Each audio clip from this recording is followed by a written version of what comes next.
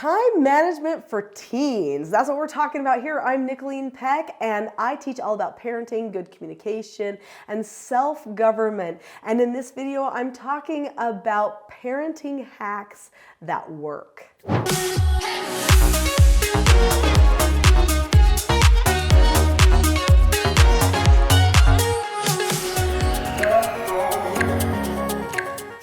In this video, we're talking about time management for teens. Teens have a little bit more of a difficult time managing their time sometimes, and parents are really hoping they will get that down because they're kind of tired of managing the time for the teens. So let's talk about what you can do. Time management is probably one of the hardest things to teach teens. And this is definitely a time of life when everybody is wanting the child to manage their time.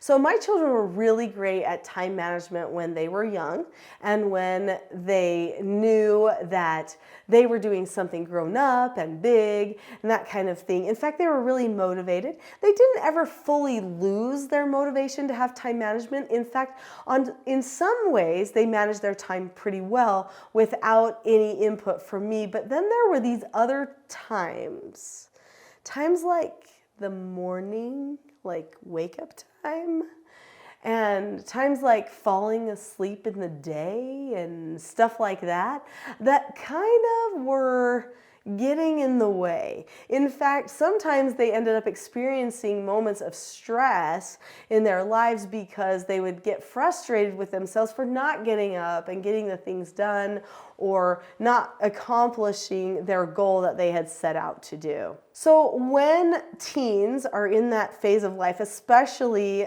I'm talking like 14, like for girls, it might start a little earlier, 12, 13 or whatever, but boys for sure by 14 and up through those high school years, there's something going on there. It's called puberty. Okay, so you have to recognize that puberty actually messes with the brain really hard. And it is hard on them to stay focused on a lot of things. Their hormones are growing, muscle mass and bone and all kinds of things, and it wears them out. They are tired. So they oftentimes have these high expectations for themselves, things that they hope they can accomplish, and then they end up feeling like, I just can't do it. I'm wasting away here. And they truly are kind of like wasting away, and they really do need a nap. So you have to help them prioritize. It's important because they're going to beat themselves up a little bit when their bodies start to struggle with all of that hormone development. Now, that said, we can't just give them a pass, right? All the time. We can't just say, well, you're going through puberty, so you don't have to manage your time. Like, obviously, no. We want to keep working toward time management on a regular basis with them, but also recognize that there could be some moments where we need to adjust. If my child needed to take a nap in the middle of the day, I was okay with that because I knew that the child would then follow up later with getting things done that he needed to get done when he took that nap. Now, I made that clear as he was deciding to take a nap, right? I would say, okay, so you had a plan today to do this project for your science fair or whatever it is, and it looks like you're kind of getting drowsy and you maybe need to just take a rest. So see, I was a homeschooler, so they were too close to their bed a lot, right? So we had to, work with that. But I said, so it looks like you're kind of getting tired, and it's okay if you take a nap because, you're at that stage where your brain's growing, your body's growing, and quite frankly, it wears you out. And plus, you're playing soccer like 4 hours a day, plus running, plus working at the gym, plus, you're doing all these things. It's a lot on your body. You might need a little bit of a break, but that means we need to decide when are you going to do the work on your science fair project, because I don't want you to disappoint yourself later. And then my son would say, oh, well, good point. I think that I need to do my science fair project probably right after dinner, because once I get up for my nap, I'm going to have to go to soccer practice and then we'll have dinner, but then I could do it right after dinner. And hopefully when I'm well fed, I'll be able to just, buckle down and get it done, and I won't go to bed at night until it's done. I say, okay. And sometimes they put in some late nights. All the more reason that then we have to work through morning. See, it's kind of hard once somebody gets older and they do have to learn how to manage their own time. They have to take some of their own natural consequences. But as a good parent, I'm going to remind them regularly about what they need to be doing to prepare themselves. If you listened to the segment that I did on time management for children, this part's going to be a review because it applies to teens as well. And that is having regular meetings. So we have mentor meetings with the children once a week where we talk about all their different goals. We talk about their social goals, academic goals, religious goals, personal goals, any concerns that they might have, things that are going on with them, and they fill out a schedule of things they want to accomplish throughout the week. And we check up with them every single week. In fact, as a homeschool mom during the day, I would say, hey, what are you going to be working on out of your mentor book for this period of independent study time? And I would just kind of bring it up and then let them make a commitment and then follow through. And if you just bring it up, they follow through a lot better. Now, there were times where they struggled with the follow through because they ended up being spread too thin with a job and extracurricular activities and all the different things that they were experiencing, and then wanting to have a little bit of a social life too, right? So sometimes there would be a few things like chores or something that fell through the cracks.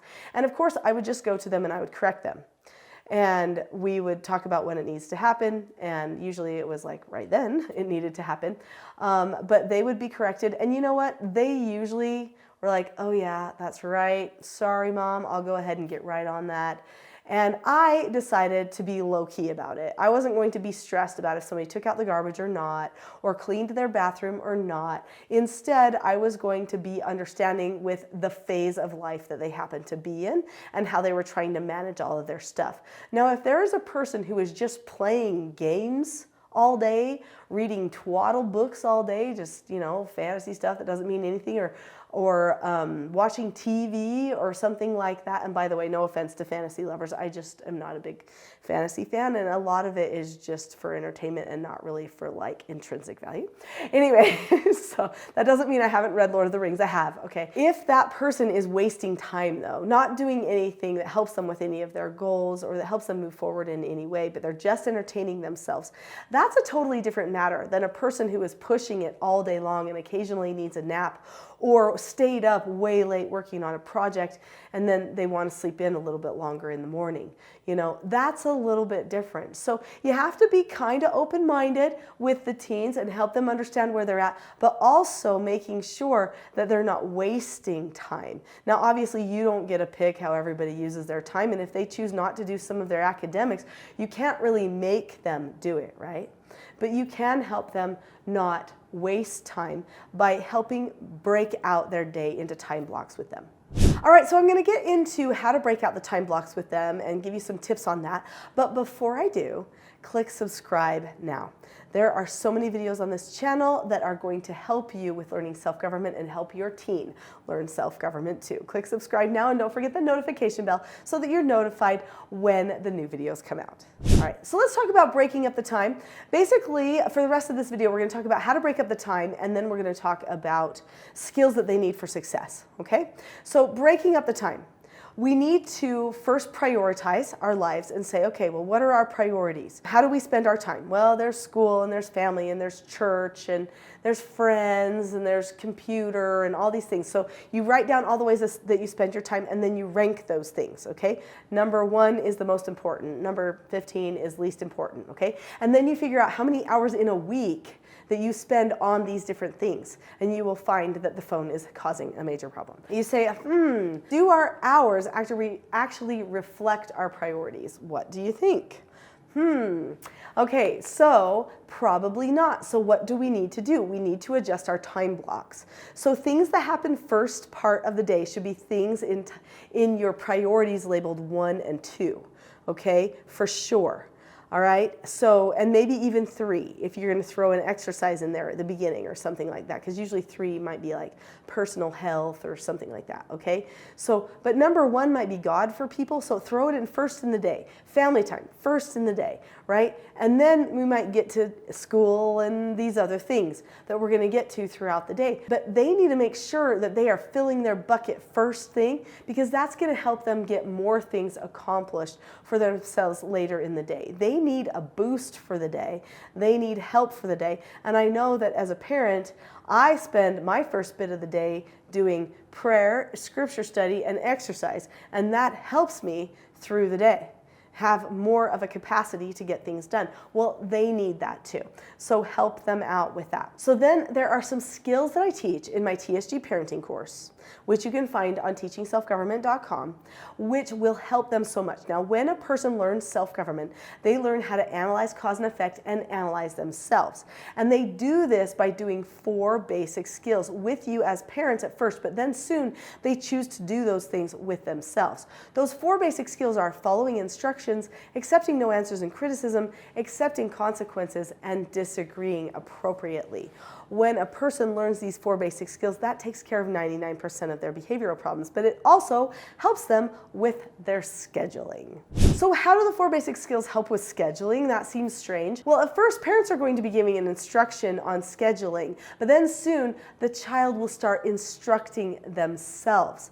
That will make a big difference. When a person gives themselves instructions, themselves no answers, and accepts their own consequences, then the person is actually self-governing. So you see, practicing those skills with you will help prepare them to do that for themselves. In order to stick to a schedule, you have to give yourself an instruction for when you will do something and for how long, and give yourself a no answer on distractions. Then check up on your progress, correct yourself, and accept any natural consequences that might have come along with you not actually governing your time very well. People who can govern their time find a lot of freedom. Your children will find more freedom, more happiness, less stress in the adolescent world when they know that they can control blocks of their time. Don't you stress about it. Don't you take things personally when they maybe get a little sleepy or something like that. Instead, help them work through it. Keep talking proactively and optimistically about how they can move forward with that time management. If you have enjoyed this video, I'm pretty sure you're going to love another video where I actually teach the steps to these skills that will help them so much. And that video is called The Not So Known Secret for Parenting Success. So click on the link to that video now. I'll see you there.